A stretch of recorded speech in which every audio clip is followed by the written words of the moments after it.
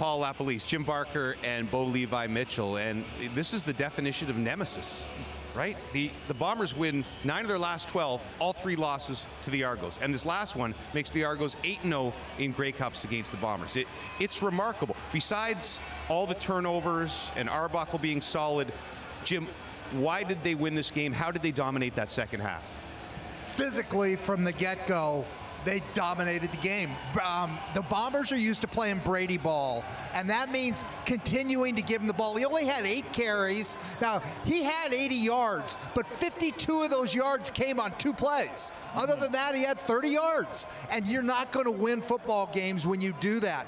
Defensively, we talked about dressing 8 defensive linemen. They kept rolling fresh guys in, and you could just feel the push against Zach Collaros. The sacks didn't matter. He was feeling the pressure of that defensive front. So I felt like physically, I thought their secondary played their best game. They didn't give up big plays, and they tackled well. And again, physical teams win this time of the year. As soon as Chad Kelly went down, instantly, as soon as the Bombers won the West Final a few hours later, they became huge favorites, which showed just a lot of people not believing that Nick Arbuckle could get this job done. And he fooled a lot of people here on this panel as well. You knew him from when he came into the league. Did you think this was possible? No, and I think I've been outspoken about it. I've been around him. I've been in the locker room with him.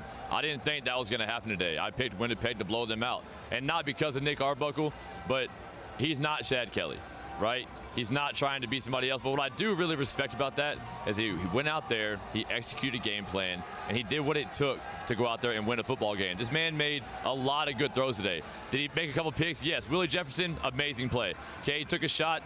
That's going to happen. I love that he wasn't playing conservative. And who I credit that to is Ryan Dinwiddie.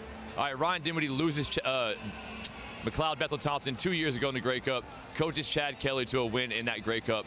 Now, 2 years later, you lose Chad Kelly the day before, or the game before the Grey Cup, and you coach Nick Arbuckle, who you picked up a couple weeks ago, into another Grey Cup win. You got to give this guy a lot of credit. And Jim, you're talking about Brady Oliveira didn't touch the ball enough.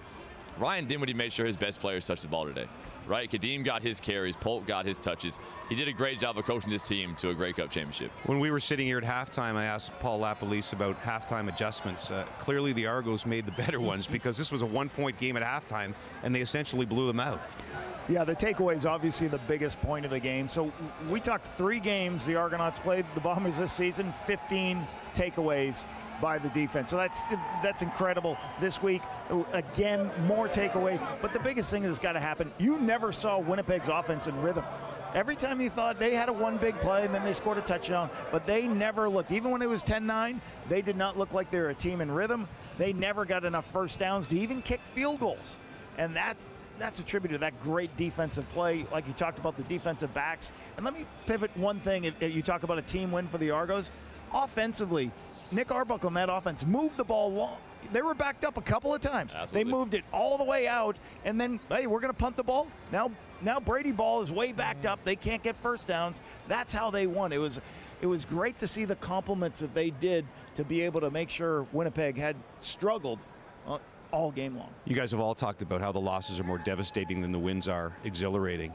And we've spent 3 years now talking about the D word in Dynasty. And I guess the debate will go on, but you can't win 2 out of 5 and be called a dynasty, can you? I don't think so. I mean, we won 2 in 5 years, went 4 times. I don't call us a dynasty back then.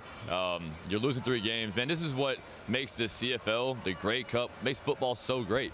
Is that it doesn't matter who the best team is all year. It doesn't matter who the best team is at any point in the year. It's who's the best team versus the other team. It's a matchup thing. Right. Beat the guy across from you. That's what makes football such an amazing sport. Doesn't mean the Bombers are done. How about the Argos? 2 out of 3. Well, next year if they win, we'll be talking about that. They've won 3 out of 6. In the last 6 years, they've won 3 Grey Cups. I know. Now you talk about winning Grey Cups. That's what they're doing. It's different because the teams have been so different, but coaches. Yeah, and you look at Dynasty. Dynasty is a word for winning championship. It's not getting there. You know, they don't talk about the Buffalo Bills about that in the Dynasty. And again, Winnipeg, it's a weird place for Winnipeg. They got the Grey Cup there in Winnipeg next year. So it'll be very interesting to see how they overcome that. We've been talking about it for 3 years for Winnipeg, so maybe we should stop so that word doesn't. Well, imagine this next year. Imagine if it's the Argos and Bombers again. It'll be the Dynasty game because Winnipeg wins 3-6. We'll call it one. Argos win 3-4. They'll have one. They're not thinking about that right now. They're thinking about 2 Grey Cups in 3 years, and the celebration will go long into the night here in Vancouver.